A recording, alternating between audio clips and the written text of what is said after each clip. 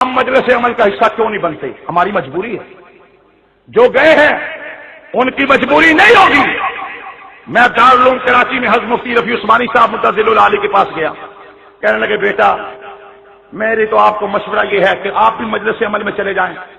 میں نے کہا حضرت ایک بات میری سن لیں، مجلس عمل میں تو شیعہ بیٹھا ہوا ہے اور آج کل وہ شیعہ کی صفائی بھی دے رہے ہیں اور کچھ نہیں تو اتنا ضرور کہہ رہے ہیں یہ مسلمان ہے، یہ مسلمان ہے. شیعہ سنی اختلاف پیدا کرنے والے امریکی ہیں. میں نے کہا حضرت ہم نے 17 سال جانے دی ہیں، 17 سال ہم نے گولیاں کھائی ہیں، جیلیں کاٹی ہیں، ہتھکڑیاں پہنی ہیں، تختہ دار کو چوما ہے، لیکن ہم نے 17 سال شیعت کے کفر کا اعلان کیا ہے. آج اگر میں بھی انہیں مسلمان مان کر، مومن تسلیم کر کے، دینی جماعت مان کر ان کے ساتھ بیٹھتا ہوں، اس کا مطلب یہ ہوگا ہمارے خون، ہمارے شہیدوں کا لہو رائے گا گیا. اس کا مطلب یہ ہوا مولانا حق نواز غلط کہتے تھے. اس کا مطلب یہ ہوا یا میں جھوٹا ہوں یا میرے شہید جھوٹے تھے. باوجود اس کے کہ علمی طور پر ان کو تھوڑا سا ہم سے اختلاف ہے، لیکن خدا کی قسم انہوں نے فرمایا یہ بات میرے سامنے نہیں تھی، بیٹا ساری عمر تم وہاں نہیں جانا، اس لیے کہ تم نے جو 17 سال کام کیا ہے اس پہ پانی پھر جائے گا. تمہیں چاہیے کہ اپنے موقف پہ تنہا ڈٹے رہو.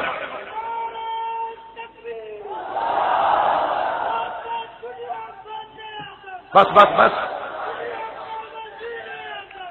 تو ہم نے موقف اور نظریہ سوچ سوچ کے بلایا تھا، اس پہ جانے دی، جیلیں کاٹی، ہتھکڑیاں پہنی، جو جا سکتی ہے، مگر ہم اپنے موقف سے دستبردار